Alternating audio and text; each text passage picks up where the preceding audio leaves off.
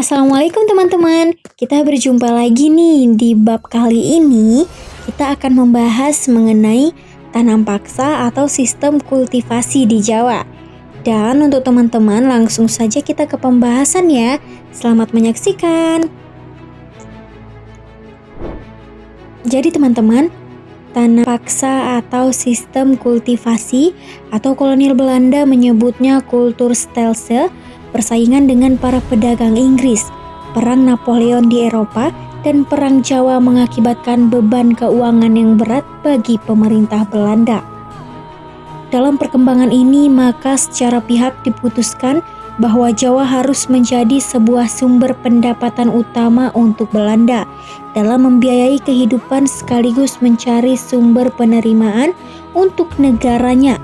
Dan karena itu dan pemimpin tertinggi kala itu, Gubernur Jenderal Van den Bosch, mendorong dimulainya era tanam paksa. Merujuk pada para sejarawan di Indonesia mencatat periode ini digolongkan sebagai era tanam paksa. Akan tetapi pemerintah kolonial Belanda menyebutnya kultursel, yang artinya sistem kultivasi di tahun 1830. Nah teman-teman, dengan menitik beratkan pada aktivitas sistem ini, maka kolonialis Belanda melakukan monopoli perdagangan komoditi ekspor di Jawa.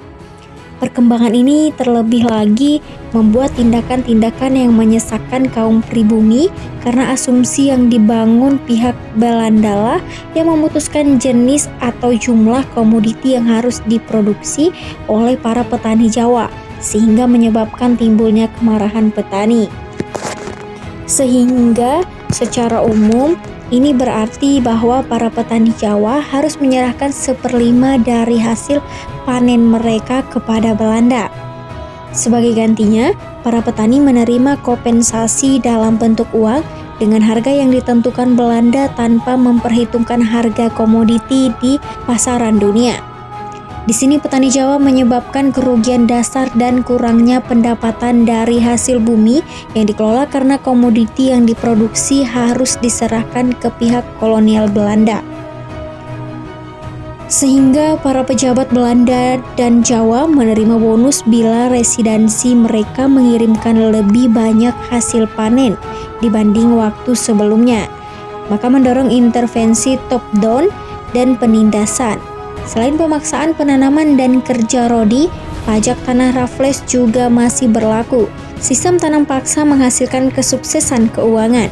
Sekilas lintas sejarah kolonial ini antara keberadaan tahun 1832 dan 1852 diultimatumkan sekitar 19% dari total pendapatan pemerintah Belanda berasal dari Jawa. Sedangkan keberadaan antara tahun 1860 dan 1866, angka ini bertambah besar menjadi 33%. Nah teman-teman, pada awalnya sistem tanam paksa itu tidak didominasi hanya oleh pemerintah Belanda saja. Para pemegang kekuasaan Jawa, pihak Eropa swasta dan juga pengusaha Tionghoa ikut berperan. Namun, setelah 1850 waktu sistem tanam paksa direorganisasi, pemerintah kolonial Belanda menjadi pemain utama. Namun, reorganisasi ini juga membuka pintu bagi pihak-pihak swasta Eropa untuk mulai mendominasi Jawa. Sebuah proses privatisasi terjadi karena pemerintah kolonial secara bertahap mengalihkan produksi komoditi ekspor kepada para pengusaha swasta Eropa.